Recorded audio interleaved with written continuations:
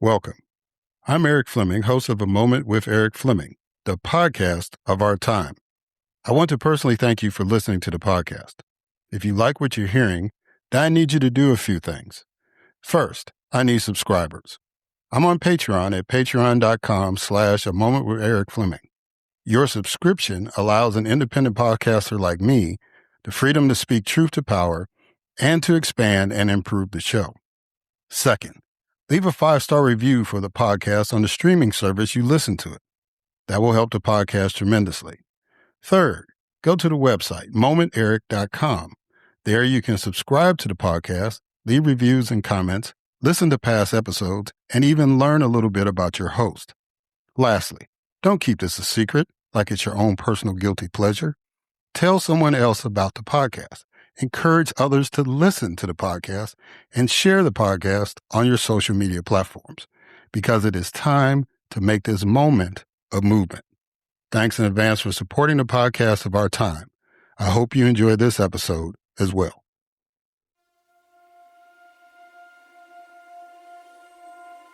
The following program is hosted by the NVG Podcast Network.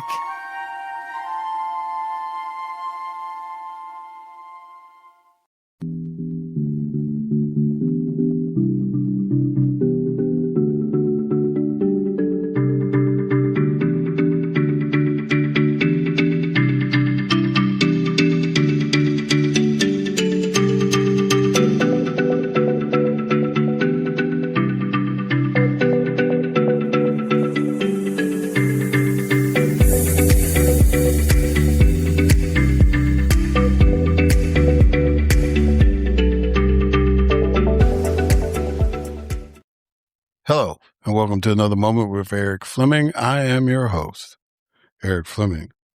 And so today I have two powerful interviews, two gentlemen who are lawyers by training and currently professors. One is a professor at Harvard, and he has written he's part of that America Unfinished essay book that we talked to the co-author, or as she liked to say, the conspirator that put all this together. And so one of the other people that wrote an essay, Michael Klarman, who wrote one on white supremacy. So yeah, we got him on. And then Joseph Margulies, who was a notable constitutional lawyer in his own right, a criminal defense attorney, and is now professor at Cornell University. And he also has written a book called Cast Out, which will challenge your value system. And we'll get into that in the interview. But this is a really, really great, powerful and great show. And I hope that you will enjoy it. As always, please let people know how great this podcast is. Go to www.momenterik.com and, write reviews, donate either one time or subscribe to the podcast, whatever you want to do to show that you support and you enjoy the conversations that we are having. All right. So I'm so excited that, I want y'all to hear this. So we're going to get right into it. And as always, we kick it off with a moment of news with Grace G.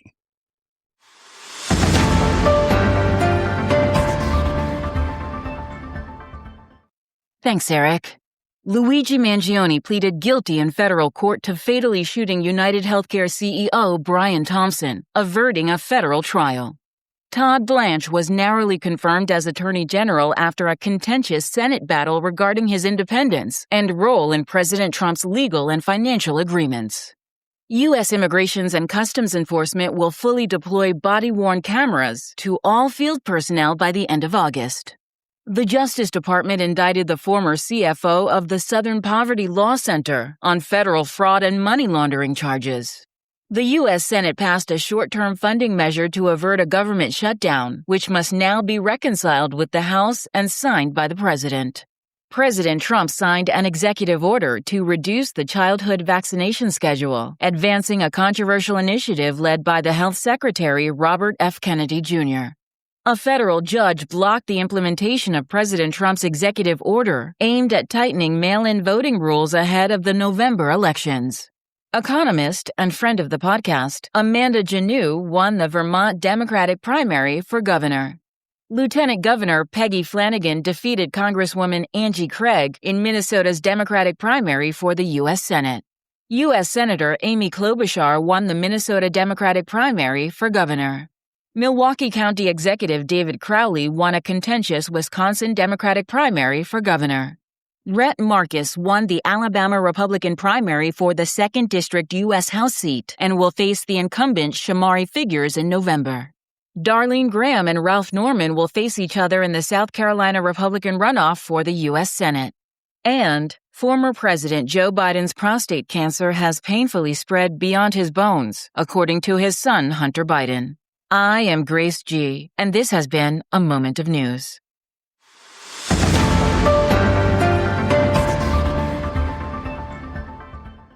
All right. Thank you, Grace, for that moment of news. Now it is time for my guest, Michael Klarman. Professor Michael J. Klarman is the Charles Warren Professor of Legal History at Harvard Law School, where he joined the faculty in 2008. He received his BA and MA in political theory from the University of Pennsylvania in 1980, his JD from Stanford Law School in 1983, and his Doctor of Philosophy and Legal History from the University of Oxford in 1988, where he was a Marshall Scholar. After law school, Professor Klarman clerked for the Honorable Ruth Bader Ginsburg on the United States Courts of Appeals for the D.C. Circuit. He contributed an essay to the recent book, America Unfinished, 250 Years of Law and Governance. Ladies and gentlemen, it is my distinct honor and privilege to have as a guest on this podcast, Michael Klarman.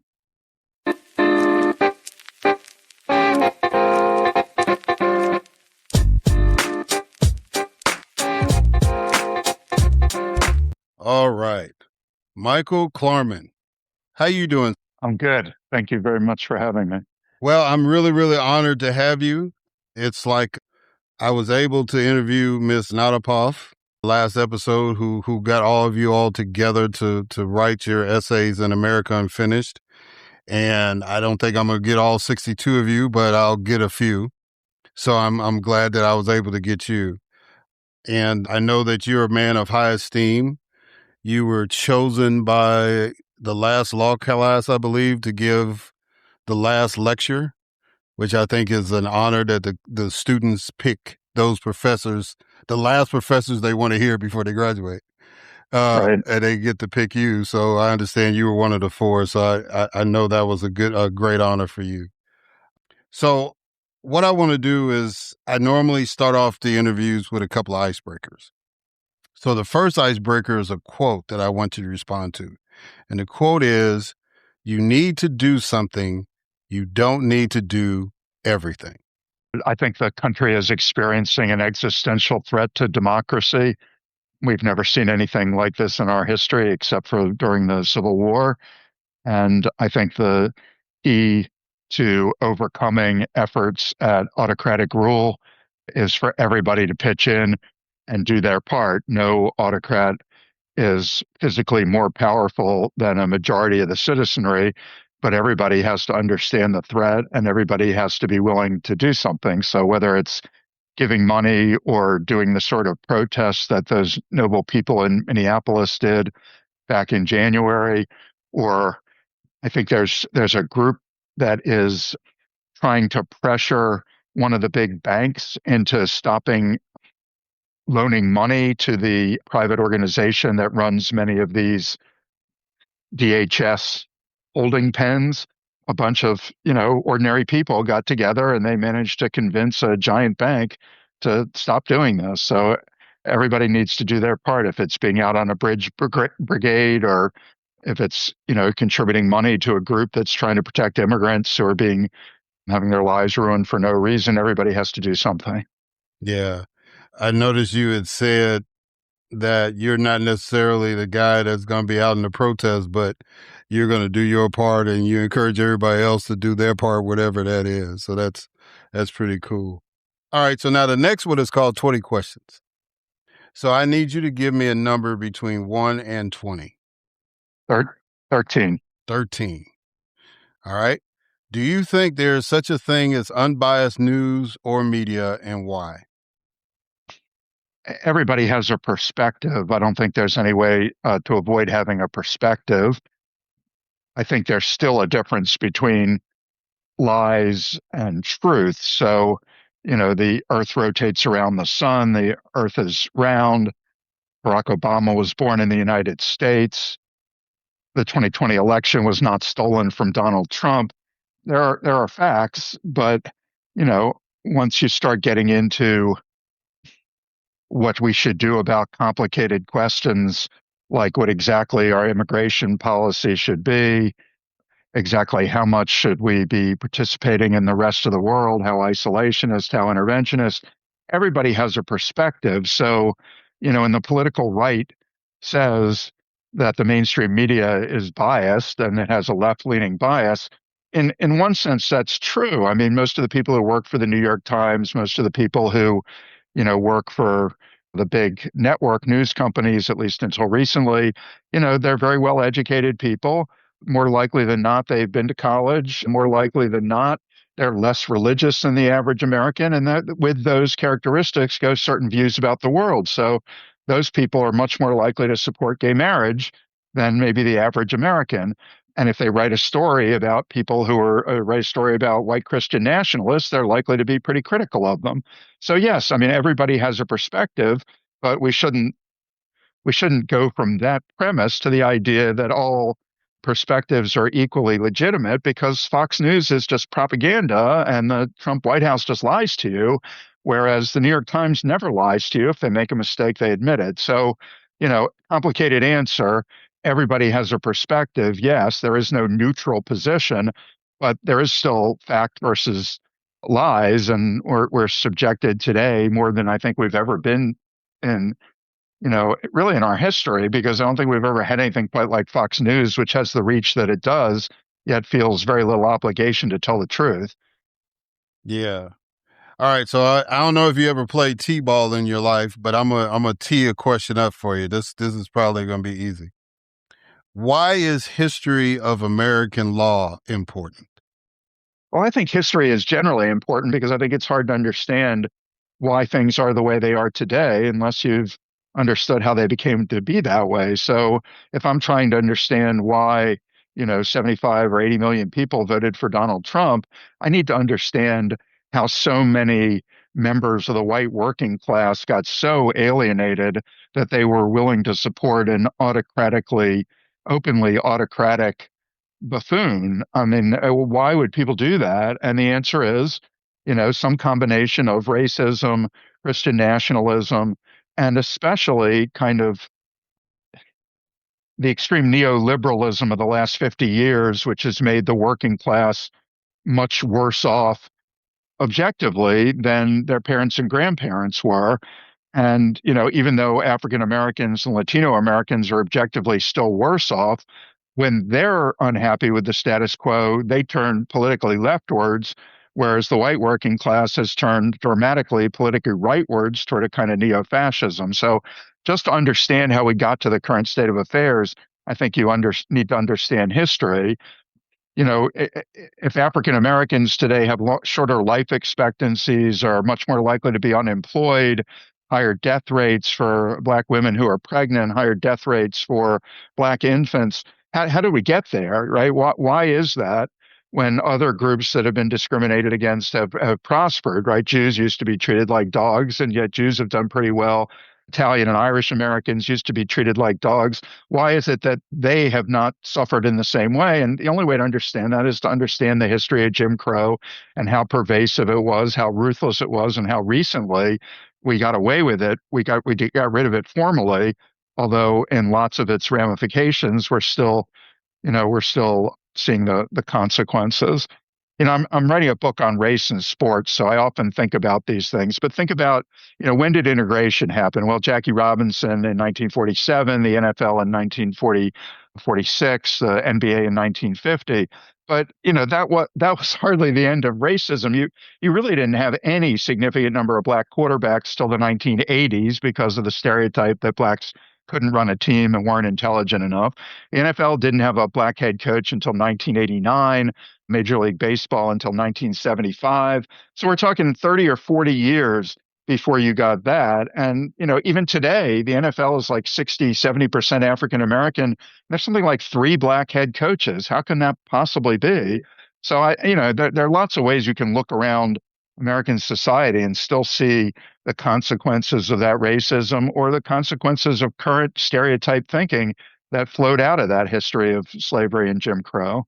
So to me, I'm biased. I'm an historian, but I don't think you can understand anything without understanding the history of how we got to where we are. Yeah, so I'll let you in on something. And people that listen to podcasts, I think I've told this before, but usually when I move into a city, one of the first places I go is like the oldest cemetery in the city. Because I want to know who the founders of that city is, right? It's like, why is this street named? Oh, okay, so that's the person that street's named after or whatever, and it just gives me a connection, right? And I think that's what you're conveying to me is you got to have a connection. You got to understand. It's like a jigsaw puzzle. You've got the foundation, but you've got to know how to fit those other pieces. And if you don't have that foundation of history, you're going to be, lost trying to put that puzzle together. So I'm a big history guy. So I definitely agree with you on that. And that's why I said it was a T-ball question, because I knew you were going to bring that one on home. All right. In 2007, you wrote a book entitled Unfinished Business. The Virginia Law Review said the author argues that court decisions tend to reflect the racial mores of the times, which is why the Supreme Court has not been a heroic defender of the rights of racial minorities. And even when the court has promoted progressive racial change, its decisions have often been unenforced, in part because severely oppressed groups rarely have the resources necessary to force the issue. So my question to you is, has anything changed in the nearly 20 years since you wrote the book?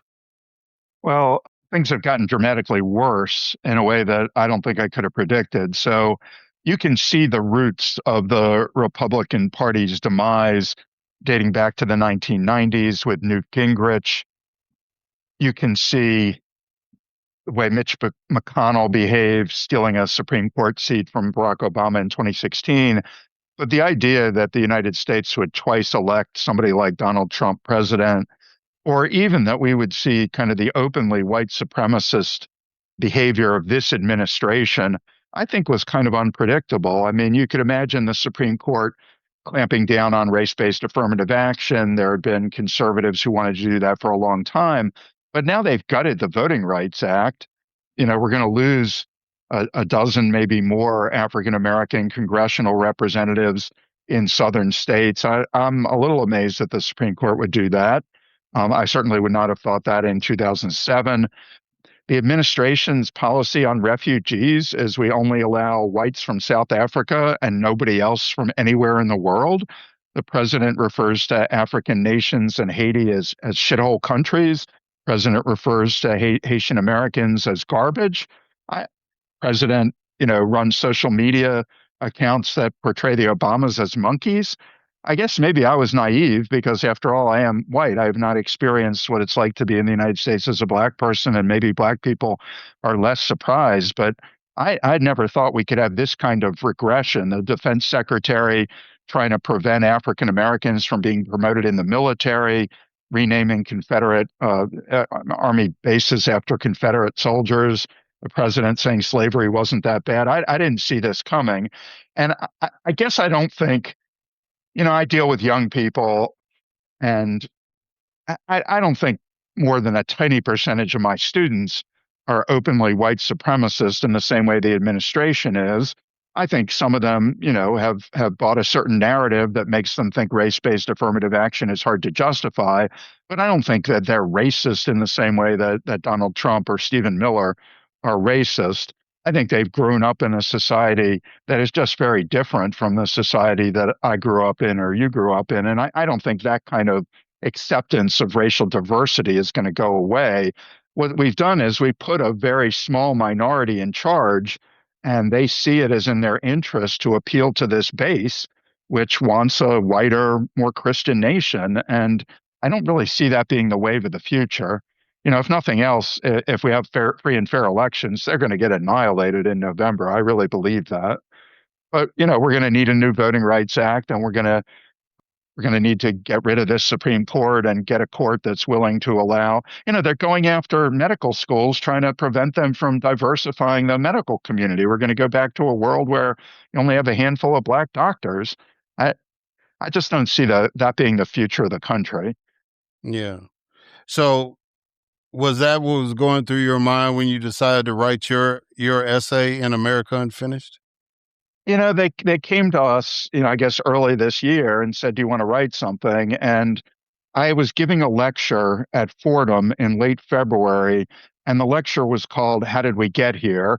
So I start by listing the anti-democratic stuff that the Trump administration has done. So things like going after law firms, going after universities, refusing to spend money that's been appropriated, spending money that hasn't been appropriated, things that are a direct contradiction of basic rule of law and democracy, the Justice Department going after the president's enemies.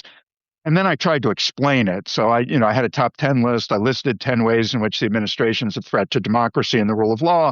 And then I tried to explain how we got here. And some of that is derived from, I was asked 6 years ago to write what's called the foreword to the Harvard Law Review. And it was called, what was the title? The Degradation of American Democracy and the Supreme Court. So this is where I talk about racism, I talk about Christian nationalism, I talk about neoliberalism, I talk about opening inequality, rampant inequality. And I tried to write that for this book, we were asked to write 1,000 words. And I tried to distill my Fordham lecture into a 1,000-word version, and it just didn't work. So I wrote to the editors and said, "Just do it without me. I don't have anything for you." And they said, "Well, we really want you to do it." And I thought, okay, I'll just carve off the race stuff. So I don't have to talk about the Christian nationalism and I have to talk about the inequality. So that's what I did. I wrote an essay about the renaissance of open white supremacy. Yeah. Do you agree with political scholars that believe that the 2016 election of Donald Trump was a backlash to the first black president being elected? I'm sure it was in part. Any event in the world has multiple causes. If James Comey had not started investigating Hillary Clinton's emails again 10 days before the election, I'm pretty sure that we would never have heard from Donald Trump again. My guess is if Joe Biden had been the nominee, he wouldn't suffer from, the people who won't vote for a woman. I don't think it was inevitable that Trump would win the election. I do think that a lot of what made Trump the nominee is a backlash against Obama. I think political scholars have pretty much demonstrated that there's a very strong correlation between Republican voters who score high on what political scientists call racial resentment. So racial resentment is not identical to white supremacy, but the people we call racially resentful are the people who still believe Obama was not born in the United States, the people who think that whites are more discriminated against today in the United States than blacks. And when you look at the people who have the high levels of racial resentment, and one thing that changed dramatically from, say, the 1980s to the 2010s is that group of people who score high on racial resentment used to be equally represented in both political parties, and they've mostly migrated into the Republican Party over those 20 or 30 years. But the people who had the highest levels were the ones who were most likely to vote for Trump in the Republican primaries in 2016. So I don't think there's any doubt about that. But let's be clear, the backlash is probably among a significant minority. Most Americans actually admire Obama and still, by majority vote, I'm sure would regard him as a successful president and somebody they would very much like their children to grow up to be like. It's not a majority of the country that embraces this racial resentment. It may be a majority of the Republican Party, and those people are the ones who put Trump in power. Yeah. So it's maybe a majority group of the minority party. Maybe it's not even a majority of the minority party, but it's a substantial percentage. All right. So let me ask you this question. Do you think that, because you talk about the percentage breakdown in the United States from 1950 to now, I believe. And so do you think that insecurity from white people is a major factor into why there's this resurgence or renaissance in white supremacy, or even just the racial resentment that's out there? Yeah, in some way, that's maybe the main factor. And Obama is just a reminder of how quickly that's happening. So, to use the numbers that you're referring to, in the 1950 census, the country was 90% white, 10% black. In 1980, it was still 80% white. The last census shows that the United States is now about 58% white. And it's projected by demographers to be majority non-white, Black, Latino, Asian, within 20 or 25 years. That's inevitable. You could end immigration tomorrow, which the administration might like to do, and the country will still be majority non-white. Maybe it'll take a little bit longer. So if you look at all children in the United States below the age of 18, they're already majority non-white. So if you don't allow any more immigrants of color into the country, sure, it'll slow down the change, but it won't prevent the change. And we can tell that that's a big factor because that's going on around the rest of the world, right? So in France and England and Germany, they didn't have a black prime minister or president, but they nonetheless have a rise in far right parties like the neo-fascist Alternative for Germany. I think in France, it's more likely than not that the next prime minister will be from the party that isn't, they've cleaned up their act a little bit, but they were founded by neo-Nazis, by fascists. So, yeah, the whole world is seeing that. Immigration, people looking different, the other. It's almost human nature, right? If you think evolutionarily, to see somebody who's not like your tribe is to recognize a threat. I'm talking about tens of thousands of years ago. And now, because of that kind of natural impulse, you combine that with politicians' demagogic incentive to appeal to fear and, the Muslims are coming to get us, the Mexicans are coming to get us. People are manipulable, and that's really sad. And the Biden administration didn't help with their immigration policy. The United States should have lots of immigrants. We can digest lots of immigrants helping the economy, but you can't have what appears to be chaos at the southern border without people wanting to do something about it. And there's a saying in politics that if, the left progressives don't handle immigration, then the fascists will. And that's unfortunately what we've done. But again, the United States is going to be, I still believe, one of the world's first successful multiracial democracies. And it's a difficult accomplishment, and we're going through some terribly difficult times. We should be glad that Trump is such a buffoon and he's doing, dozens of things to undermine his appeal. So when I started this podcast during the first administration, and I was saying then that this was like the last gasp of white supremacy. So my question to you is, why do you think they are bolder now than they were when they first had an opportunity with their first 4 years? Right. That's a great question. I'm not sure I know the answer. I want to say that Trump won the election in 2024. Again, every event in the world has multiple causes, but it was the inflation that I think led a number of voters, the people who are in the middle, who don't pay much attention to politics, who don't have strong ideological views. They voted for Trump because the cost of living was quite a bit higher, and it was higher everywhere in the world. It wasn't higher in the United States relative to Europe or relative to Japan or whatever. It was higher everywhere because of the supply chains being disrupted by COVID. And, that's not a great reason to vote for an aspiring autocrat. But, lots of people don't pay close attention, and they didn't have those high prices during Trump's first administration. Now, Trump hasn't solved the problem, and those people have largely turned against him, and he's going to get a beating in the November elections, I'm pretty sure. Why are they more open about what they're doing? It's a complicated political coalition, and they see an opportunity, and this could be their last opportunity, right? The country they want, the Make America Great. They want a white country dominated by white people. They want a country with a, Protestant Anglo-Saxon majority. Those things are disappearing. And I think they probably believe it's now or never, right? In the same way I see Trump as an existential threat to democracy, the MAGA people see the world as an existential threat. And what's her name? The press secretary who's leaving just said that the other day. I mean, it's the Democrats are an existential threat to the country. I think she really believes that. But what she's worried about are, we're not going to have all white people in charge. We're going to have, Muslims who have equal rights. And we're going to do some serious redistribution like Biden tried to do with Build Back Better. So, the people at Heritage Foundation with their 2025 project, they're also, they're going to lose in the long term if we have democracy. If we have democracy, people are going to vote to tax billionaires, and they'll vote for a wealth tax, and they'll vote for all the aspects of Build Back Better that didn't get adopted: free community college, free childcare, and they're scared to death of that. So I don't know. I don't think I have a great answer for why they're more desperate and more focused right now.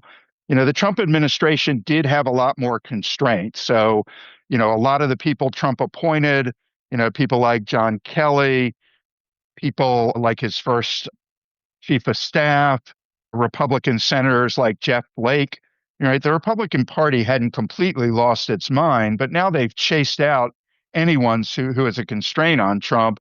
And Trump only appointed seriously unqualified people who have no backbone and will not tell him anything he doesn't want to hear. So you had serious people in the first cabinet, and you don't have that now. You have Pete Hegseth and Robert Kennedy and a bunch of people who have no real principles or convictions.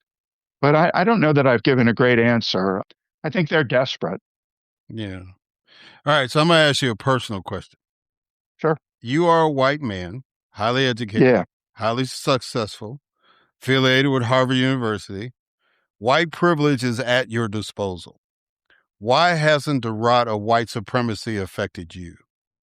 Well, I've never been to try to be empathetic to the people who are losing their minds politically. And I do try to be empathetic because I think lots of them are good people. Donald Trump is not a good person. He's a very, very bad person. He is a very flawed person. You could feel sorry for him. He grew up in a family where I don't think anybody loved him. His father was a horrible person. But, the average farmer in Iowa who voted for Trump 3 times, I think would give you the shirt off their back if you were in trouble. I don't think they're bad people. I think they're kind of ignorant. And I think they don't, if they don't understand history, they don't understand why we have race-based affirmative action. I've never suffered from race-based affirmative action. I'm at Harvard Law School, right? I mean, I've had every benefit. I do think it helps to understand the history of the country. Sometimes I think if everybody knew some more history, maybe they'd have a more liberal perspective on some of these issues. But it's people, the people who support Trump, there's been a big political shift. So a lot of these people voted for Obama in 2008 and maybe even in 2012, right? He won Ohio, he won Iowa. Those are both states with disproportionately large white working class compositions, and Trump won them both by more than 10 points. So we're talking about a lot of people who shifted sides. And I think their view is the world is getting worse for me, and it is. Right? Their life expectancies have gone down, which almost never happens in human history. Their children are, addicted to opioids. These are people whose lives have gotten objectively worse. A lot of the working class unionized jobs in the auto industry, the steel industry, those are gone, right? It used to be that every generation they would double their income and their children could be expected to do even better. And since 1980, that stopped. So the world's getting worse for them, and they're looking for answers. And you've got these demagogic politicians who will give them answers. So the reason your life is worse is because African Americans benefit from race-based affirmative action, and we have Muslims coming in, and they're all terrorists. And the Democrats are trying to take your guns away, right? Like Obama talked about. And that I'm not in that world, right? I have a really good, easy life, and I've done much better than my father did. So I don't think it's anything special about me. I think most of the people I know feel the same way. I know very few people who vote for Donald Trump. I have one or two crazy colleagues at Harvard Law School, but out of the 110, 120 people, I'd be surprised if two of them voted for Donald Trump. They understand he's a demagogue and an autocrat. I do. I am empathetic to people whose world has gotten worse, but they're voting for a political party that pretty openly makes it even worse, right? We're going to cut millions of these people off of Medicaid, and we've cut taxes on billionaires, and we're not doing anything for them economically. They have $4 gasoline now. They should vote for Democrats who are going to make their lives better. But in order to do that, you need to nullify these other issues, and that's not easy to do. Yeah. All right. You end your essay with this passage.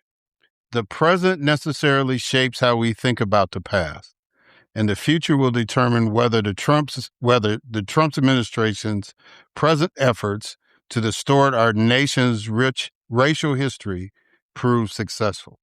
So that leads me to two questions. One, how should Americans think about the country's past? Well, we should try to understand the reality. We should understand facts. With regard to race, Americans had slavery almost from the beginning. And under slavery, a racial ideology developed to justify the institution. So blacks were inferior. We had a civil war. As you know, the Civil War was initially not fought to end slavery. It was fought to prevent Southerners from seceding. It only gradually turned into a war against slavery. And as Americans came to condemn slavery, that doesn't mean they gave up white supremacy. So, white Southerners, when they ratified the 13th Amendment abolishing slavery, they added resolutions making it clear that abolishing slavery didn't mean ending white supremacy. We had a period of Reconstruction where we tried to force some change in the South. We forced white Southerners to allow black people to vote, and that worked for about 10 years. We had some genuinely racially egalitarian politicians, true heroes, people like Charles Sumner and Thaddeus Stevens, who really did believe that any kind of racism was a Badger incident of slavery and it should all be abolished. So you shouldn't have laws segregating railroads, and you shouldn't have bans on interracial marriage, and we should really just be colorblind. But that didn't last because, as I understand it, the history of Reconstruction is white Northerners ultimately didn't fight as hard for racial equality as white Southerners fought against it. So within 40 years of the 15th Amendment, which bars disfranchisement based on race, 0% of blacks were voting in the South. 0%, right? Not literally zero people. There are 100 blacks voting in Atlanta, but 0%. So constitutional amendment completely nullified. That didn't really start to change until after World War II, the war against fascism, black soldiers fighting for democracy, risking their lives, coming back, demanding civil rights. We didn't get that civil rights legislation until the mid-1960s. But even then, right, legislation's one thing and changing attitudes is something else. How could there be no black quarterbacks until the 1980s? How could the NFL not have a black coach until 1989? Right? How could there not be a black president in the country until 2008? So these things take a very long time to undo. And the effort to undo it was never committed to by all Americans, only by some Americans. And since the civil rights movement, there's always been a backlash that you're competing against. So Richard Nixon running against crime, running on law and order, Ronald Reagan running against welfare queens, right? There's always been a very powerful resistance movement to the racial reform movement. And now we've gone even further than I would have thought possible in that direction. We have an openly white supremacist administration. On the other hand, there's a lot of change going on. Black quarterbacks run the NFL right now, and there are two black people on the Supreme Court, and I don't think they can reinstate white supremacy as hard as they try in a country that's as diverse and where the young people are even more supportive of diversity. I still think the United States will be a successful interracial democracy. I do worry that some of the damage Trump is doing, especially in international affairs, will be difficult to undo. I don't know why anyone in the world would ever trust us again. So, what is your vision for America's future? Well, do you mean my prediction or my hope? Well, I'll get to your hope in a minute, but what's your prediction? I think Trump, assuming we have free and fair elections, and it's hard for me to know for sure, I think the Democrats will win the House and maybe win the Senate in 2026. I think Democrats will have a very good chance to win the presidency in 2028.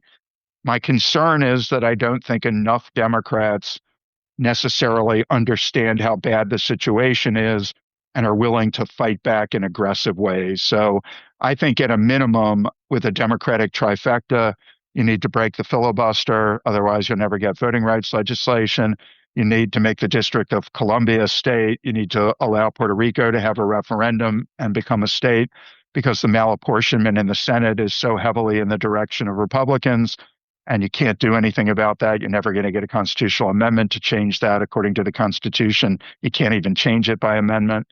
I also think you have to pack the Supreme Court. I think you could solve a lot of our problems if you just had a Democratic Supreme Court. And I think we need a lot of economic redistribution. So we're going to need to start taxing billionaires very heavily. We're going to need to do things like Mondami wants to do in New York, free childcare, free pre-K, free community college. We need to do the same sort of things that the New Deal did in the 1930s, though, as you knew, the New Deal didn't really apply to Black people, right? That's an important part of our history people don't understand. But Social Security, a lot of the New Deal measures were designed so that they didn't cover agricultural workers or domestic workers. So it's just basically saying Black people are not going to benefit from this legislation. It was a New Deal for white people. Same with the Great Society. So we're going to need really dramatic economic and political change.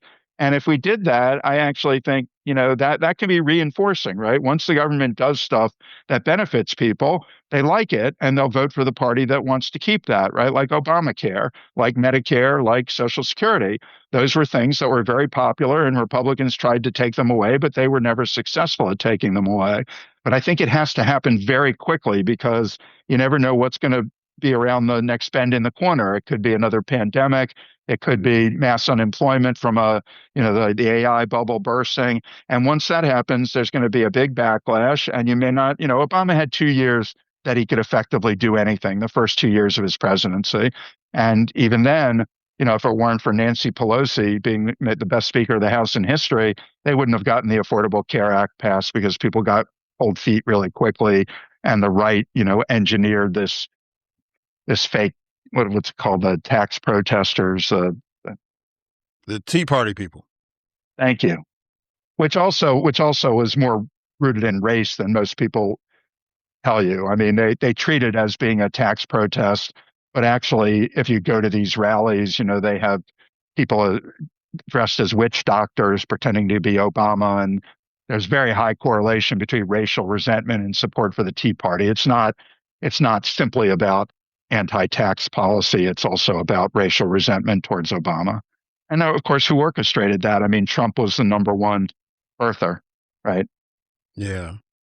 All right. So finish this sentence. I have hope because. My students give me hope. Young people give me hope.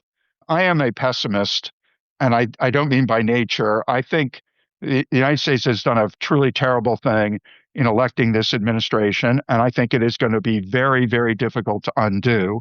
As I said a second ago, I don't think the world will ever trust us. I don't know why they should. I think NATO is over. I think it'll be hard to recreate public health service. Measles epidemics in the United States in 2026, unbelievable. God help us if we have another pandemic. I think we're driving scientists away by the hundreds, by the federal government cutting their grants. They're going to China. They're going to Europe. I think a lot of those things are very, very difficult to undo.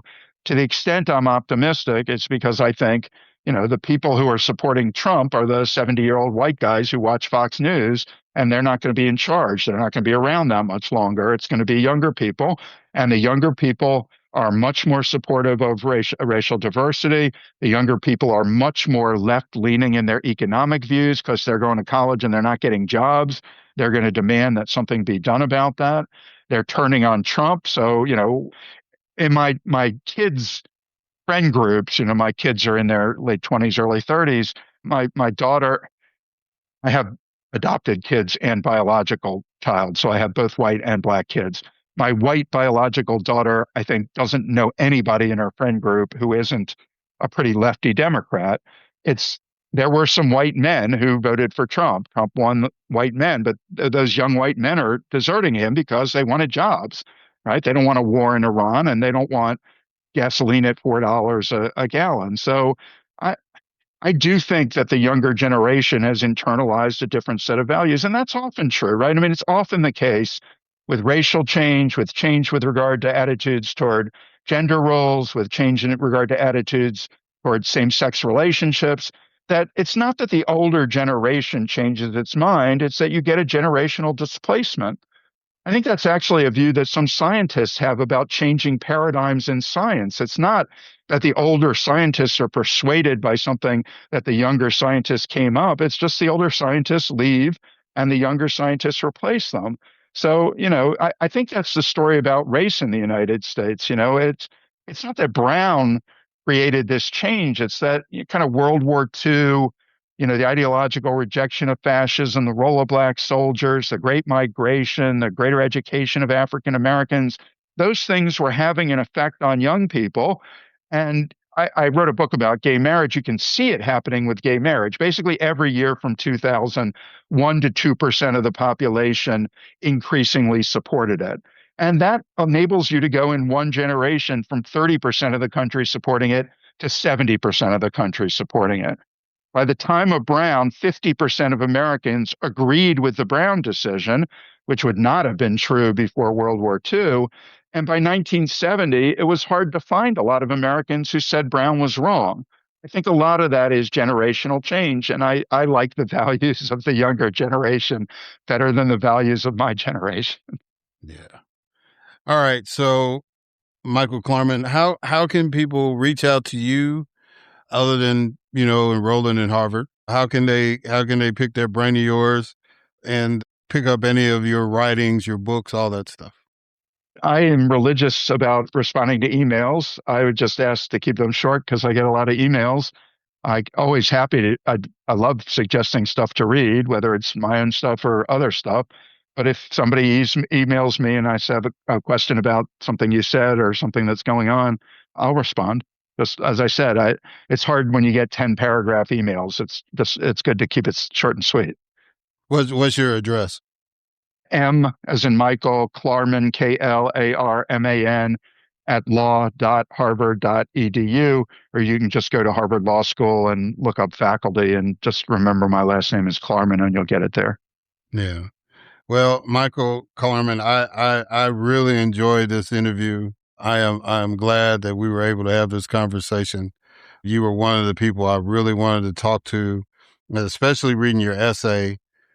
And I know you were limited in what you could do in, I guess, 1,000 words or whatever, but I think you got your message across.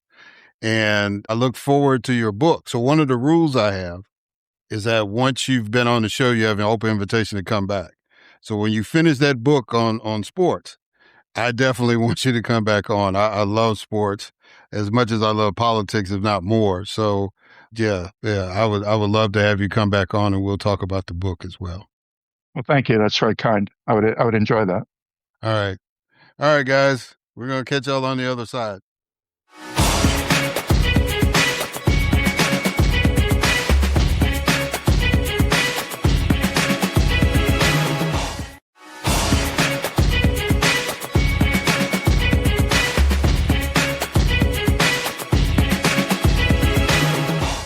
All right, and we are back. So now it is time for my next guest, Joseph Margulies. Joseph Margulies is a writer and litigator and professor of the practice of government at Cornell University. Civil rights lawyer, he was counsel of record in Rasul versus Bush in 2004, which gave Guantanamo detainees the right to challenge their detention in federal court. And in Munaf versus Guerin in 2008, which gave American citizens the right to challenge their detention by the U.S. government. Ladies and gentlemen, It's my distinct honor and privilege to have as a guest on this podcast, Joseph Margulies.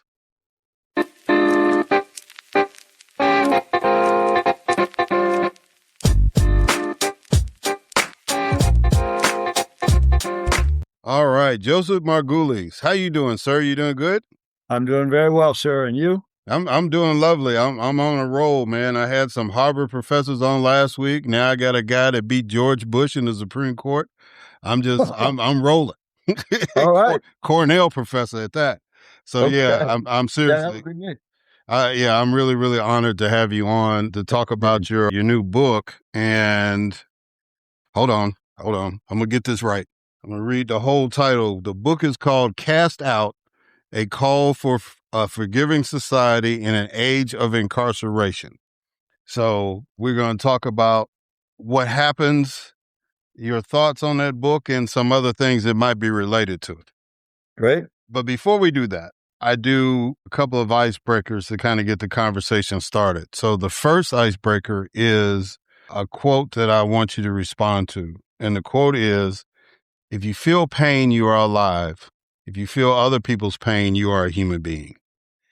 Yeah, that's widely attributed to Tolstoy. It is the opening quote of my book. And it is something I believe in my core. I think that the capacity for empathy, very different from sympathy, but empathy, that is to see yourself in the journey of another, is hardwired into our DNA. It is part of our soul. And that it's popular nowadays to deny our capacity for empathy or to ridicule it and to say it's a bad thing. I think that is horribly misguided. I think that our capacity to recognize, to see ourselves in another, and to see, and this is perhaps even more important, to see them in us in them, and them in us, is essential to our character as humans and essential to the idea of a shared humanity that comes together to solve its greatest problems. So I believe in that very, very strongly. Yeah. All right. So now the next icebreaker is what I call 20 questions. Okay. So I need you to give me a number between 1 and 20. You want me to say it out loud? Yes, sir. 16. All right. What is a misconception people often have about your beliefs or values? Oh, wow. That's great. Wow. That's great. The most urgent misconception, I think, is that because I speak on behalf of those who have done horrific things, people think that I do not recognize, or I diminish, or I do not appreciate the pain they have caused. And that in fact, what I'm interested in doing is excusing their behavior. And that is a profound error. That is a very serious error. There is, as I just say in the book, a difference between an excuse and an explanation. And ordinarily, we don't have trouble understanding that difference. An excuse absolves. It absolves you of responsibility. But an explanation accounts. It accounts for how you got from where you were to where you are and to where you will go. I believe in explanations. I believe in the complexity of the human experience. That does not mean that I excuse people who have done great wrongs. I think they need to be held accountable. But accountability should take the form of a recognition of that entire experience or that entire explanation, right? Yeah. So why did you decide to write this book at this time? Yeah, wow. These are great questions. There's a part of me there's a sense in which I've been writing this book for decades because I have my work. I'm a lawyer. I'm trained as a lawyer. I still practice law. And my work has always been basically for the same population. I represent as a criminal defense lawyer and a civil rights lawyer, folks who have been cast out because they have done or are alleged to have done horrific things. And these are the people we identify as monsters. And my great frustration as a lawyer has been my inability to communicate the humanity of my clients. The fact that I know in my soul that in all the ways that matter, I am no different from him and he is no different from me. That if I had traveled his path, I would be sitting behind these bars and he would be interviewing me or she. Excuse me. And the law is a very difficult tool to try to communicate that because of the restraints imposed on you by the architecture of legal practice. And so and because there are no other books that really grapple with the problem of the shared humanity of people who have done great wrongs. There's a lot of books about innocence. There's a lot of books, generally speaking, about prisons in general. But there are very few books, there are no books, that take the worst cases. As you know, the book is built around the lives of 6 people, all of whom did something really horrible, and asks what brought them to this day? What brought them to this day? What happened? And in that telling, we come to see us and them and us, right? And leads to the conclusion, which is my personal philosophy, which I've held for many years, is that there is no them. There is no them. There is only us. I am him. I am him. He is me. And that's the motivation for the book. Yeah. So I have been in law enforcement. I've done 6.5 years in law enforcement. And one of the things I used to tell the guys when I was in jail was that the only difference between you and me is that you got a blue jumpsuit on or an orange jumpsuit on, and I've got this uniform. Right. It's like I could have very easily have made a mistake and been in the same position you're in. Or Right. you very easily could have not been accused of what you've been accused of, and you've been working alongside me. So, Right. you know, I totally get what you're saying. I think a lot of people, I think you're in tune with the fact that a lot of people don't, and we're going to dive into that a little more. But yeah, to me, that should be a basic concept.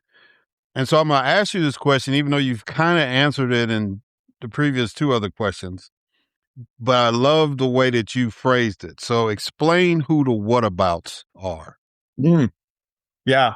So as I was working on this book, I would talk to people as I'm writing a book, and it's not really about forgiveness. I'm not saying people should be forgiven. I'm saying that our society has become really grotesquely unforgiving, right? We are uncaring and ungenerous and unyielding, and we cast people out for when they stumble, right? Without recognizing that any of us could stumble this way. And people would say, yes, that's so true. That's so true. It is awful what we do. And then they would stop and they would say, but what about, and everybody has a what about.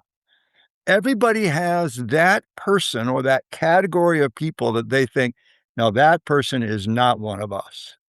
That person has done something that I cannot do other than cast them out. And so it was, and it's different people for different folks, right? Back when George Floyd was murdered, for a lot of people, it was Derek Chauvin, right? The police officer who drove his knee into the neck of George Floyd on tape for the whole world to watch for over 9 minutes, right? He was there. What about? I would say to my students that I don't believe in demonization and there is no them. And all my students would say, yes, yes. But what about Derek Chauvin? For me, for the longest time, it was Alex Jones, the conspiracy theorist, who just behaved horribly when he denied the truth of the Sandy Hook shootings and said that the grieving parents, it's horrible, horrible what he did, were actors who were putting on a show as part of an effort to take people's guns away. I mean, this is horrible behavior. And I had to really ask myself, well, what about for me personally, what about Alex Jones? Is he the other? Is he a monster? And for some people, it's other. And I don't know Mr. Jones. I've never met with him, but I dug deep into the psychology of the conspiracy theorist and what the seduction of being perceived as a messiah and a truth teller to so many people, what that must do to someone. And I came to the conclusion that if I'm really honest, and as hard as this was for me to admit, I could be Alex Jones.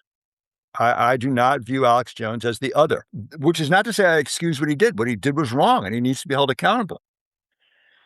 That's not this. I'm not. That's that misconception that we were talking about. Everybody has their what about, but if you are truly honest and open to understanding what happened, I see him in me and me in him. I do not view myself as other than Alex Jones. As painful as it is for me to say that. Well, it caught me off guard when you said, when I'm reading that, you said, my what about was Alex Jones. I was like, oh, okay. Let me see where he's going with that one. But I mean, I agree with you about, what he said and all that stuff. And he has atoned for it in a way, but it wasn't a criminal, it was civil. And so I guess that's what threw me off, because it was like you had been dealing with all of these criminal cases, and then your what about was a guy that said something stupid, right? And so, but I get it, and I may have a few what abouts. I may need to have some therapy counseling with you on that and try to purge me from some of this stuff. There's nothing wrong with having the what about it. It's what's wrong is refusing to entertain the thought that he is me and I am him, right? To refuse to even entertain the thought that I could be him, he could walk in my shoes just as easy as I could walk in his. Yeah. So you brought it up that America has become an unforgiving society. In your opinion, why do you think that is? Oh, I think it's a combination of things. There's never any single thing, but we have long embraced individual blame as explanations for when things go wrong. Whenever anything goes wrong, this is throughout society. It's not just in the criminal legal system.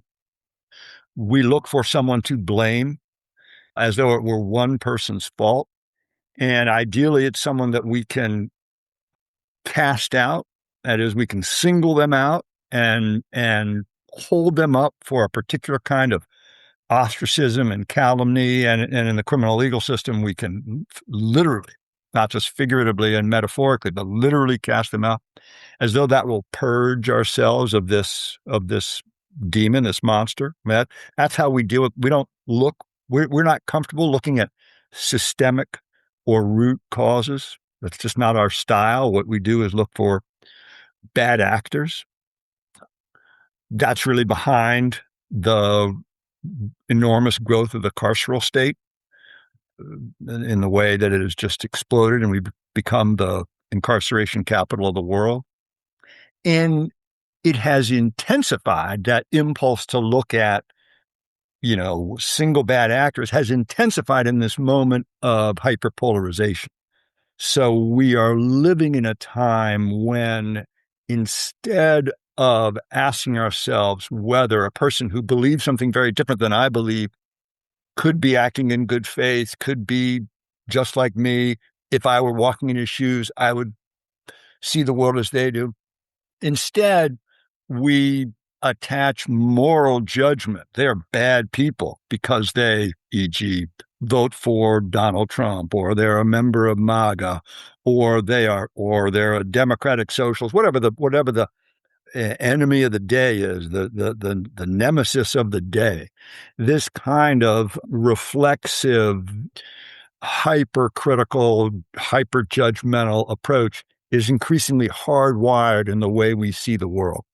And that's very, very dangerous. As a society, that's just a bad way to view the world.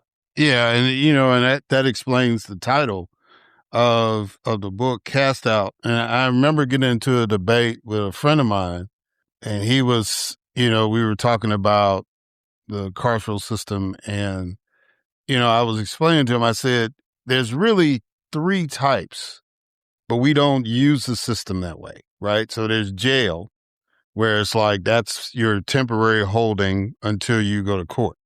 Mm-hmm. But then where we got into it was the difference between penitentiary and prison, right? Mm. Because the wording says that it's different. Penitentiary, especially when the system first started in the United States, no matter how cruel you think it was only supposed to be for a time certain, and you were supposed to be literally penitent for your sins. You were supposed to come to some absolution and then go back out to society. Whereas a prison is like, you blew your shot. We wanted you to be a citizen. It didn't look like it's not going to work out for us. You're too much of a threat. So we're going to exile you to this place. Right. But in the political jargon, it's become penitentiary and prison have become synonymous. And I think if we just went back to that, I think that would improve the system. It wouldn't fix it, but it would improve the system if we understood there's a place where you've got to do some time and come to some absolution. And then there's a place where, because I'm not in favor of the death penalty. So it's like, to me, that's the people that go to prison, the ones that you think you should execute. Those are the ones you say, well, you can't be back in society anymore. And so that's kind of my mindset in that. But when you're talking about the society being unforgiving, it doesn't matter if you just went to the county jail. For some people, it's like, oh, you did that, you know what I'm saying? And they want to put a pall on you. And that's why a lot of us in the political arena was like saying, when people are applying for jobs, that's the first indication they're trying to get back in society. So why would we put a box or a question on an application saying, have you ever been arrested or have you been convicted? Because at that point, even though the law says technically you can't discriminate against somebody like that, you know good and well that if you mark that box, yes, your chance of even getting a second interview is out the door. Right. So, anyway, we'll get into that a little more. I want to ask you this question about environment. You make the case that a person's environment doesn't necessarily define them, but their tolerance for trauma can impact them. Go deeper into that. Wow. Yeah. So I don't think that environment is destiny, right? If we believed that, we would have a hard time explaining why the great majority of folks who are raised in horrific circumstances do not become embroiled and ensnared in the criminal legal system and do not commit acts of violence. So when you are trying to account, again, not excuse, but account for the path that a person has followed, you have to look deeper than the fact that they grew up in a very poor, very violent, blood-soaked neighborhood, right? So I write about Eric Matthews, for instance, and he's the first story in the book, first chapter in the book. And Eric has become a very good friend, is a remarkable guy, and spent 30 years in Angola, the Louisiana State Prison at Angola. Eric grew up in the St. Thomas homes before they were torn down, when it was literally one of the most violent, dangerous neighborhoods in the country. A really rough time. And I talk about how living in that environment, what he would describe to me, I'd go to Angola and we'd talk, and he would describe how when you were living in that neighborhood, there was never a moment in which you didn't think that something was about to pop off, right? It was just the constant level of threat. You may get home safely that evening, and in fact, nothing may go on. But the level of stress and cortisol and hyper-awareness affects you. He grew up remarkable, had no involvement in the criminal legal system, never been arrested, never had no cases at all, co-valedictorian in high school, served in the National Guard, joined the military, right? On the surface, a very successful guy. But you have to dig a little bit deeper And there was another piece that's hidden, and that was the trauma that he was experiencing at home that compounds the circumstances of his life and was creating a kind of hyper taut wire that was just always on the edge of just snapping, right? As he goes through life superficially to all who know him in a sort of casual way. This is Erik. He has escaped from the clutches that ensnare so many young Black men. And they didn't, and so these expectations, he's a deacon in the church, right? He's gonna make it. He's the symbol of those who, and they didn't see the pain and the strain that was, and occasionally he would just erupt. It was just right, because what he needed really was somehow to process all that had happened to him. And I talk about all that had happened to him in the book, and I don't want to reveal too much, and he snapped and lost it on one occasion, as he had before, and erupted and beat a child that he loved dearly to death. His environment was not destiny, but the combination of his environment and the life he lived allows me not to excuse, and Erik does not excuse what he did. He is immersed in his guilt and remorse and the pain that he feels. But I understand it. And if I lived his life, I think I probably would have snapped long before he did. He was 22 when the crime happened. I think I would have snapped long before that. Erik is not a monster. Erik is me. Yeah, and I don't know, he's involved in the ministry there at the prison and all that. Oh, Angola. Yeah, that's a very interesting place. Yeah, that's a whole other, right. Yeah, people have written, but you said people have written books about prison. That's one of the books that's been written. That's right. Right. But, I think about the young man that just got elected or got the Democratic nomination in Wisconsin, David Crowley. Crowley, both his parents were drug addicts. And I didn't know that. Yeah, wow. he grew up in the projects in Milwaukee. And so when you talk about people like Eric Matthews, there's David Crowley in there too. And fortunately for him, obviously he's gotten to a place where now he's been an elected official for a long time, and he's channeling his trauma through public service, right? He found an outlet for his. Right. And so that's, like you said, you'll never know what'll trigger somebody, but you got to give people an outlet. And yeah. All right. So now, in telling the story of Lucas Wally, you talk about the allure of white supremacy to those that are incarcerated. Right. Why do you think it has the same appeal to those outside the correctional system? That's another great question. Lucas, all the people that I write about, they follow a different path to the worst day of their life. And the reason they're not all the same story, in other words, right? And Erik, for instance, is about growing up in this particular kind of neighborhood. And one of the women that I write about, Lisa Montgomery, is about mental illness and the particular trauma that she suffered. Lucas is really about the seductive power of fury and rage. And as a result of what happened to him when he was young, he just was so angry, and so it was really self-loathing that he directed outwards. He was going to be the person that deserved to be hated as much as he hated himself. And for him, when he was in prison, white supremacy gave him an outlet for that fury, right? It told him that it's a good thing to be angry. All these people on the outside who were telling him how you got to get over your anger, you got to get over your rage, you got to stop fighting all the time. It was just the opposite when he was in prison, right? And it was like, oh no, that's exactly what you got to be, and you got to be only more so, right? So it was very seductive. Other people are drawn to it inside and outside for different reasons, right? So there's a lot of, and this is true for a lot of gangs, not just white supremacy.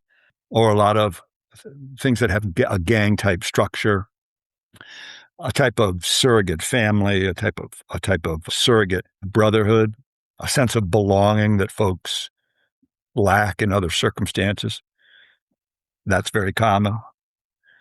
A lot of folks, it gives them an outlet for a pre-existing racism. That's part of the white supremacy, right? So what Lucas would say is that it was great because it tells you that, whatever sort of latent racism that you feel, well, here's a label for it, here's a name for it, and it has a sort of great, deep historical pedigree and so on. I mean, I should say, Lucas, through a great deal of work on his own, when he was inside, came to the conclusion that it was all a bunch of baloney, right? And he repudiated it, and he's now diametrically opposite of it. But I understand it. He understands it. It made sense to him when he first came in. He was 17 when he was arrested, 18, I think, when he was convicted of a very, very bad homicide. Little guy, little geeky guy. And for him, white supremacy was a kind of family and membership and belonging that he had never had before. And so it was and it's a great outlet for his, this fury that he felt all the time. And that can exist inside, outside, everywhere. Yeah. Donovan X. Ramsey said, all events are the result of countless others, big and small, coming together at a particular moment. Even though you use that quote in the context of the Attica uprising, isn't that really the overarching theme of this book? Wow. I'd actually never thought about that, but yes, I believe it is. No event simply speaks for itself, right? And especially not the events that we look at and we say, holy cow, that's utterly inexplicable. The only way we can explain it is because he is a monster. Monsters do inexplicable things, right? When we say that an event like this is inexplicable, what we really mean is that we haven't made the effort to understand it, and we haven't traced the arc. And Donovan Ramsey was talking about that in terms of the crack epidemic. But you're right, it is true it's true for Alex Jones, and it's true for Stephen Miller, and it's true for Donald Trump, but it's also true for all these really, really serious. It's true for the riots at the Capitol on January 6th, but it's also true for the crimes and the guys that I talk about. Yeah. In your closing chapter, you wrote, yes, the journey from here to there will be more difficult than we all might hope. However, current leadership experts are stressing empathy and accountability in the workplace. If that is the trend, then why would the journey be difficult? It's really seductive to demonize and people. I agree with you. There is a narrative that is encouraging us to think empathetically, but folks are resistant to it. It's very easy to hatred is seductive. Hatred is and building walls is really seductive. And we are engaging in that. We do it literally. We do it geographically. People are separating out into their own sort of little colonies, and blue are moving to blue areas. Blue areas are getting bluer and red areas are getting redder. And our ability to sit down and commune with people who think very differently is getting more difficult. That's why one of the chapters is about a guy who in Missouri who was on death row, and I sort of tell the story through the experience of two correctional officers who were in prison with him, and they were wonderful people. I loved spending time with them. Delightful. Worked at Potosi Maximum Security Correctional Center in near St. Louis for a long, long time. They are extremely conservative folks with Trump flags out in the front yard. I mean, they are what they think that the 2020 election was stolen, that Donald Trump won. We had a great time. We had a wonderful time. And they felt very strongly that Brian Dorsey should not be executed, and said as much to the governor. So people surprise you if you let them. But unfortunately, we are not inclined to let them now. That's why I think it's difficult. Yeah. So what do you want readers of this book to take away from it? What I want people to take away is the idea that the the the the, the picture you have in your head about us and them and the monsters that are out there that we need to be protected from, that those ideas need to be broken down. And that once you understand someone's story, if you truly understand their story, what brings them to where they are, in all its nuance and complexity and richness, you see them in you and you in them. And then you come to realize that there is no them, there is only us. That is true for everyone, right? That is true for everyone. Those who you are inclined to view empathetically, and those who you are inclined to view as your what about. It is true for everyone. And so, and you can do this. You can come to this empathetic realization. And so I view it as a hopeful book. It is a practice. It is like meditation is a practice. It is a practice of seeing me in them and them in me every single day. And that's what I want people to take away. All right. So this is a challenge that I've been offering all the guests this particular year. Finish this sentence. I have hope because. Wow. Thank you for that. I have hope because I believe that people want to be connected. They want to see the shared humanity in each other. And ultimately, I think that will save us. Yeah. All right. Well, Joseph Margulies, thank you for doing this, and thank you for writing this book. And the book, again, is called Cast Out, A Call for a Forgiving Society in an Age of Incarceration. How can people get this book? How can people reach out to you? The book is available on it'll be published September 15th, but you can pre-order it on all the independent and regular websites, the bookseller.org and Amazon and all the other outlets. You can go to any bookstore and pre-order it and they'll have it delivered to you. I believe in supporting independent booksellers. So I encourage folks to look at those outlets, but it can be purchased anywhere. Just do a search for Cast Out, A Call for a Forgiving Society, and you'll find it. Reaching out to me, I'm happy to respond to it. Well, I don't respond to the hate mail that you get sometimes, but I'm not a big social media person, but my email is jm, as in Joseph and Mary, jm347 at cornell.edu, cornell.edu, as in Cornell University. That's me. Well, again, Mr. Margulies, I really, really am honored to have you on the podcast to talk about this book. I think it is very, very timely.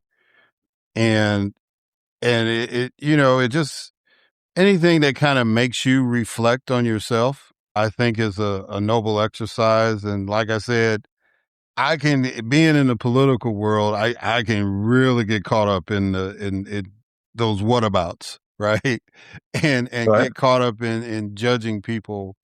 But, everybody has and a lot of times when I interview some guests, I dive into their origin story, right? I call it their superhero origin story, and try to find out, why do you do what you do? And so I think that's even appropriate for people that we don't think we would ever meet in society, people that we'll read about on the news and have this. People are amazed about the young man Mangione, Oh, yeah. and he just pled guilty this week, but there were literally people out there with signs that basically said, we understood what you did. There's some that even said, if I thought I could get away with it, I'd do the same thing. And just the pain that he personally went through and the pain that a lot of these other folks are going through with the healthcare system, that's the kind of stuff, like you said, you're not trying to excuse bad behavior, but there's a reason why people do what they do. And Exactly. your book challenges us to dig and find out what that is. So again, thank you for doing this, writing Happy the to do book, it. and thank you for coming on the show. Happy to be here, and I appreciate the time. Can I just make one more remark just in response to what you're saying? Sure. I love what you just said, and I would just say that what I have come to learn over many years doing this work is that the most precious gift that one person can give to another is their story, right? Because their story, their history, is who they are. It is how they came to be. It is the answer to the question, why do you think what you think? Why do you do what you do? The answer is, well, let me tell you my story. And it is so deeply personal. And when someone entrusts you with their story, they are giving you a gift of inestimable value, right? Because they don't know what you're going to do with it. You may not listen to it. You may not respect it. You may not treat it with dignity. You may not treat it with grace. You may not treat it with understanding. You may mock it. It is a gesture of extraordinary trust. And I love spending time with my clients, spending time with the folks I wrote about in this book, spending time with everybody and just listening to their story. And if they are willing to share with me, I consider myself extraordinarily fortunate. And the least I can do is be respectful of it, right? And that is to understand it in all its complexity and not to just treat folks as one-dimensional, as, the kind of Hollywood versions you see or irresponsible journalistic versions, which create these sort of hall of mirrors, phony person. I don't know. I mean, that's not who people are. If someone entrusts you with their story, they have given you a great gift and you have an obligation to treat it with respect. And I love it when I hear, doesn't matter, left, right, I don't care, young, old. I'd love to sit down with Mr. Mangione and just learn his story. Just learn his story. Yeah. Yeah. All right. Well, we're going to go ahead and end it on that, but thanks again for doing this. All right, guys, and we're going to catch y'all on the other side.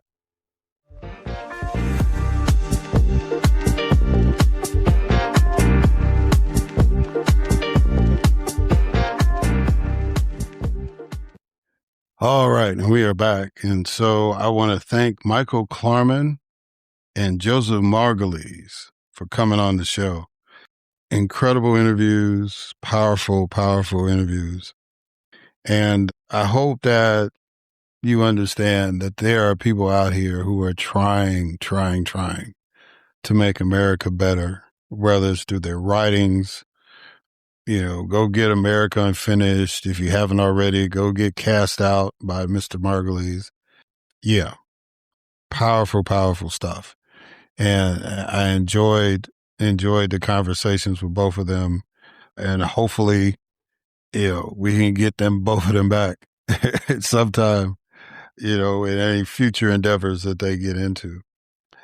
I did want to get into my commentary, and what I'm going to do is I'm going to read a story and we'll go from there.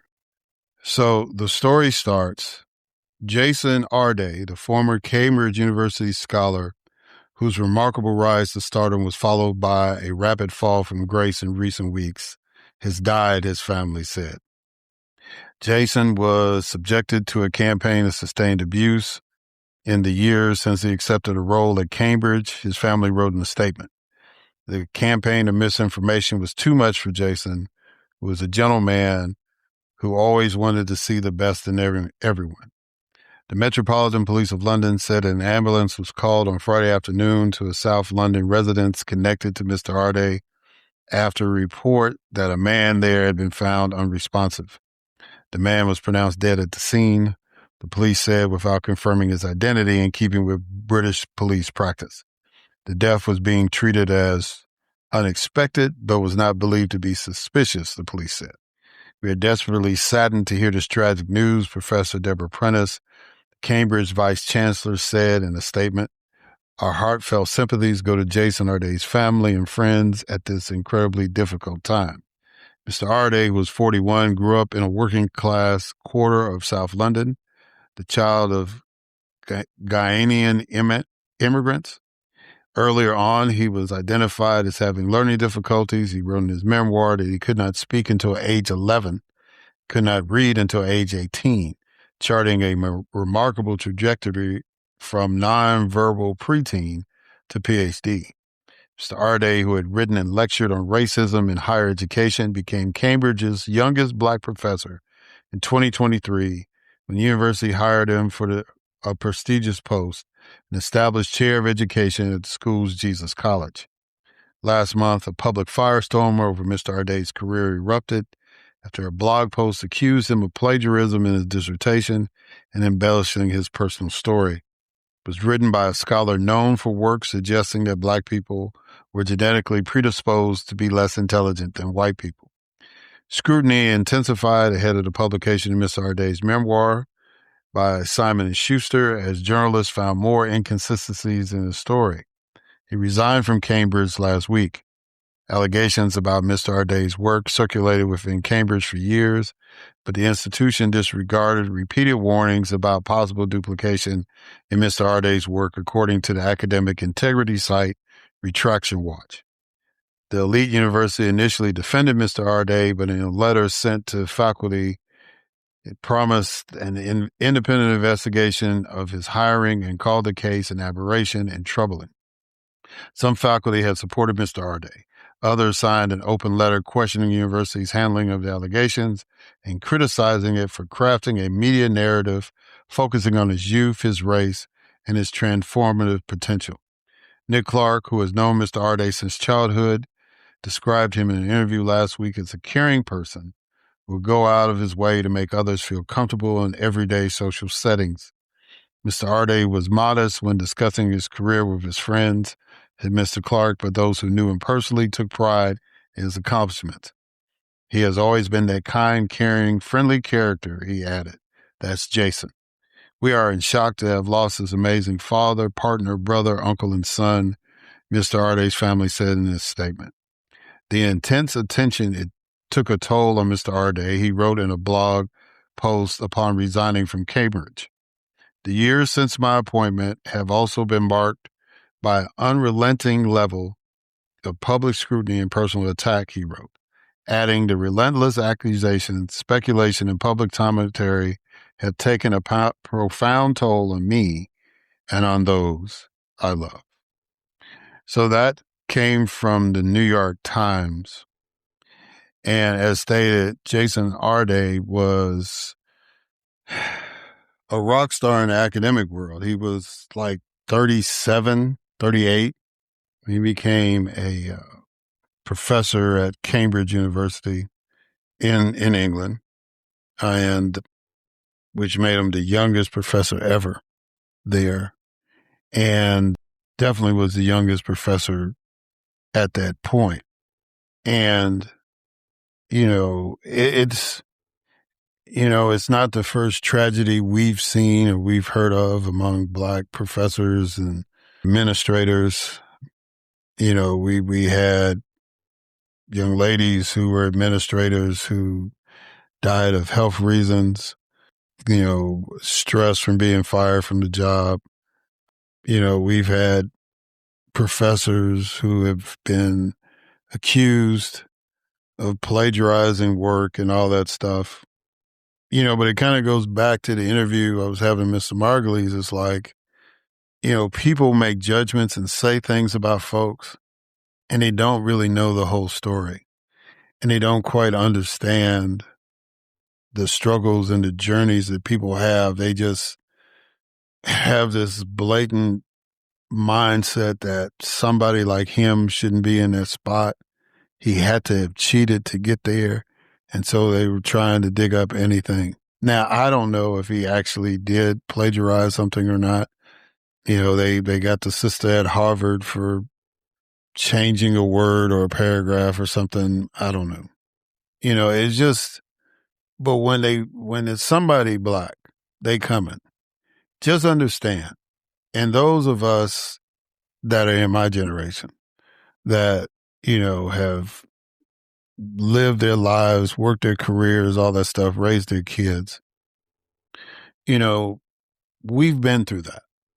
Our parents went through that, right? Some of our grandparents didn't even come close to the opportunities we had, right?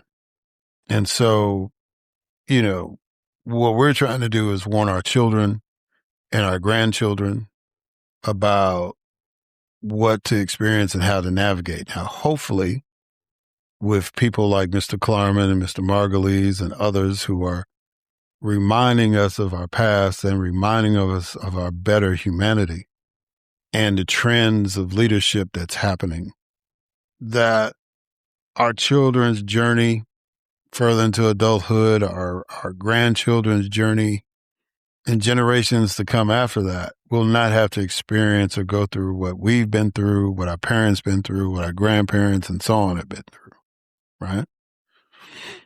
It's time to stop, especially when the counter is what we're seeing in Washington, D.C., right?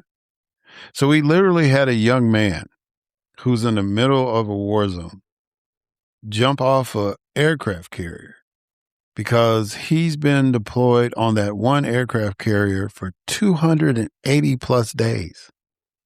That is unheard of. That is, so they unwittingly now are like a Guinness Book World Record thing for endurance. These sailors have been out for 280 days, right? And so a young man tried to commit suicide, and his wife basically reached out to the press. I think it was a young lady on MS Now, and told the story. And of course, oh no, it's fake news, whatever it is. Until it was like, no, that happened. These folks are out here on this boat. This boat really is out here, and this boat really has been out for 280 days.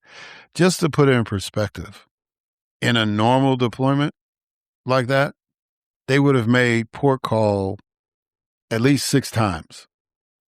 That boat would have docked somewhere safe 6 times if this was a normal deployment. Because you got to get supplies. You got to clean the boat, the aircraft carrier. You got to get fresh water in there and all that kind of, you got to do all the stuff to maintain that massive infrastructure that's floating out there in the ocean. These guys went 280 days straight. And so, Eric, what's the correlation with Mr. Arde? So the correlation is that Mr. Arde was pressured into taking his own life because people were trying to hold him to a standard. And nobody is holding the people who are making the decision to strand our sailors for 280 days on an aircraft carrier. Nobody is trying to hold them to any kind of standard. And in the United States of America, we elect people to hold those folks to a standard. That's called the United States Congress. That's their job, to hold the executive branch in check, to say, hey, what are we doing? We let y'all play the war games and all that stuff, but you still got to come to us for the money. But now, if you're going too far, if you're not, first of all, you didn't ask us for permission to do this. We're just going to keep reminding you of that. So now that you're doing this thing, you got to do it right. And again, Mike Johnson, the worst Speaker of the House ever in the history of the United States, ever. Only because he doesn't know what power he has, or he's abdicated it. So he could be in good graces with this incompetent man who is leaving his sailors on a boat for 280 days. 280 days. You're going to put pressure on this brother about his academic credentials to the point where he took his own life at 41. But you're not going to put pressure on this 80-year-old man who's got folks stranded for 280 days on a boat. You're not going to check him? You're not going to call him to the carpet? You're not going to drag the Secretary of Defense in there and say, explain to us why this boat hasn't even made one port call in 280 days. Why is that? You know, and they seem like they get a rush or a thrill at gaslighting the American public. Oh, everything's fine. We've got control of the strait. So why are we still over there? If everything is back to normal, no nuclear weapons, the Strait of Hormuz is open, why are we still over there? Why are these folks on a boat for 280 days if everything was normal? And then that 80-year-old man got on a microphone and said he wished that they could be out there longer. We just sat here and had conversation with two legal scholars using the word empathy. And the President of the United States, after these guys have been reported to be out for 280 days without a port call, said, I wish they could have stayed out there longer. You wanted grown men and women to be on one of the largest structures ever built, history of mankind, an aircraft carrier. This thing is big enough for jet planes to land and take off and have cannons and missiles and all this stuff, and to hold 5,000 human beings. You wanted them to be out there longer than 280 days without a clean shower, without food? That's where your mind went? That's where your mouth opened up to say? You wish they could have been out there longer? And nobody is holding this man in check. Nobody is questioning him. You want to question a young man who overcame personal adversity to be a scholar. Question his credentials to the point now where he's no longer with us. But this man who allows men and women who took an oath to defend this nation and the Constitution, foreign and domestic enemies, no, he gets no check at all. He can just do what he want to do. Yeah, we got news for that, brother. So I send my condolences to the Arde family, and I pray that those of you all who are in the academic arena, those of you who are in the corporate arena, don't ever let these folks get you to the point where you take yourself away from us. Don't do that. Get some support. Hell, call a press conference. Do whatever you got to do, whatever act of defiance you got to do. Don't ever surrender to them, especially with your life. We know people go through this. If you know somebody or you are thinking that you have these ideations, 988, dial that number, 988. Do not let these folks take you away from us. If you have any concerns, dial 988. Get some help. Talk to somebody, right?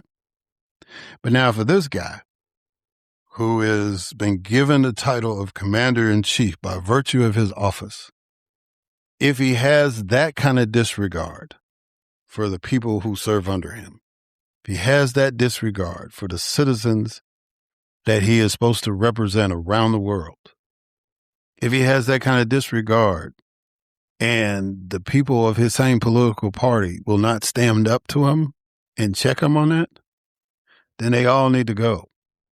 And we can't do anything about him till 2028. But the folks in Congress that are not, get rid of all of them. All of the Republicans got to go. If none of them are going to stand up to him and condemn him for what he said and just did, 280 plus days on an aircraft carrier with no port call. These folks don't have food. 280 days. And he says, I wish they could have stayed out there longer. And no Republican is going to say anything about that, then you need to go. Especially those of you who literally served. I know there's some people that went to West Point that's in the Congress right now. Black folk. You ain't say nothing? I understand y'all ran for other things, but you're still in Congress right now. Nothing? Got a black man running for governor in Florida. Nothing? You got a black man sitting in the U.S. Senate in South Carolina.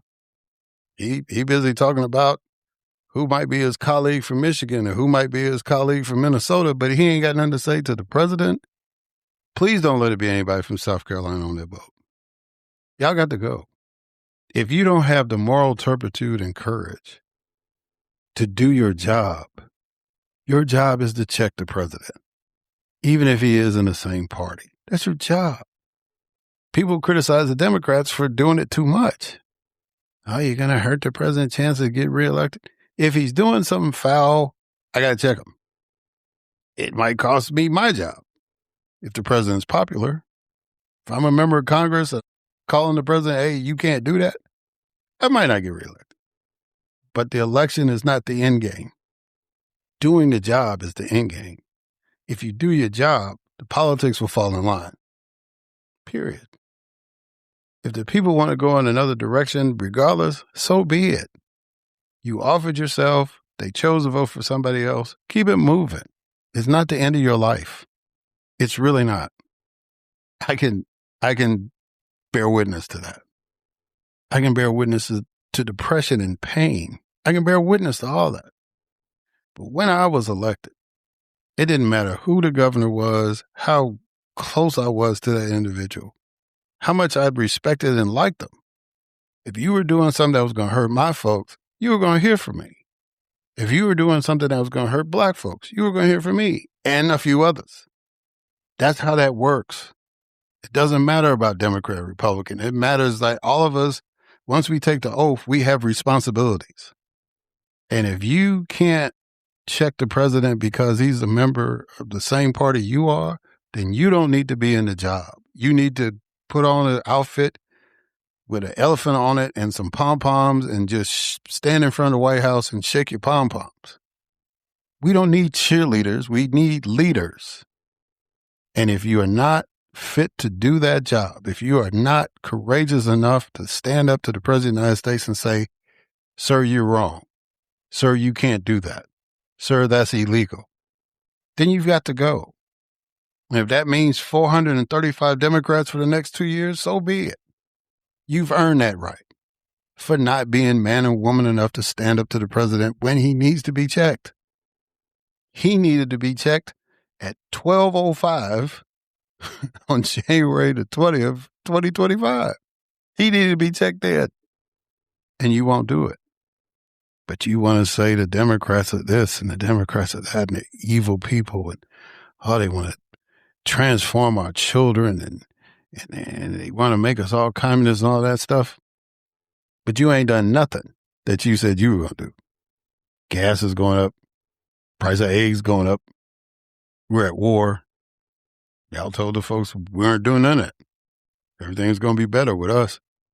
2 years in, not so much. And then you don't even have the gumption to tell the president no when he needs to be told no on a constant basis. I was talking to Professor Klarman. Why do you think he's doing all the crazy stuff now and he's not doing it? He didn't do it the first term or as much as the crazy. It's because nobody is telling him no. Nobody. And then the people that tell him no on the Democratic side, he's trying to put in jail. That's not how America works. Now, we can have a debate about how it's working, but that's not how the American system of government works. It is written that the executive, legislative, and judicial branches are co-equal. All of them have the ability to check the other one. But if the Supreme Court says you got immunity, and if the Congress doesn't say anything at all of you have abdicated your constitutional obligations. All of you. We got people committing suicide because they felt their integrity was questioned. And nobody acts like they got any integrity at all in the United States government. And it's all your fault. If you're a Republican, you're in charge. You control the House, the Senate, the White House, and the Supreme Court.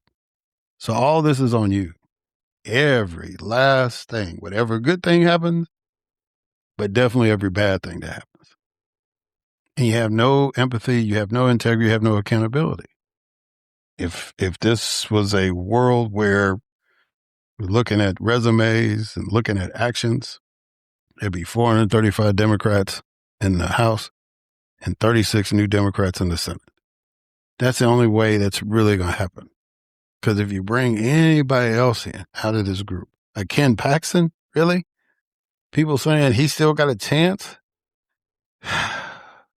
This boy out here in Ohio he's married to the U.S. Senator's daughter, and he's throwing hot water on her. The child is terrified of him, but he got a chance to win. I'm just telling you, we've got to do better, us as a society. We got to do better. We cannot allow these people to continue to claim to be our leaders. Because they haven't shown the ability to do so. November 3rd, you can fix some of that. You can fix it in the House. You can fix it in the Senate. And that'll be a step in the right direction, because then you will have a Congress that will act like Congress and check the president when he goes too far. That's it. He gonna say some nasty things. He gonna get on his Truth Social and do all that. So what?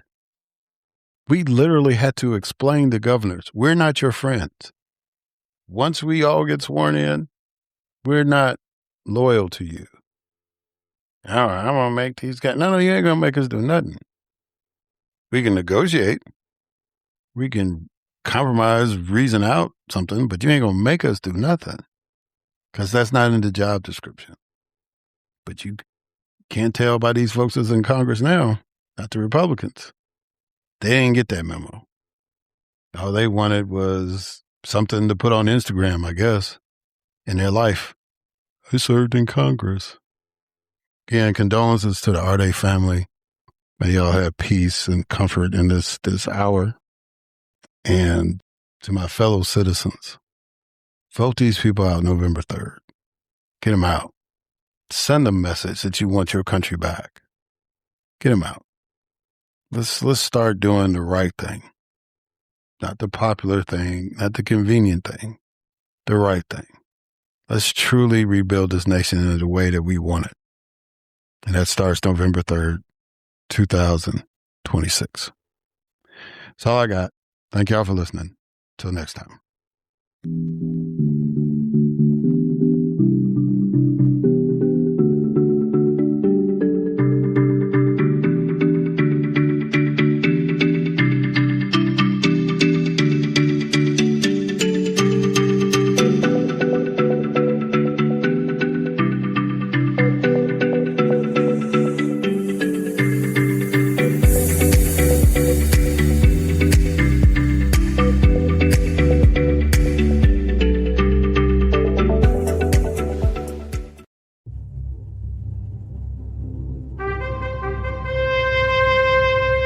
NBG Podcast Network.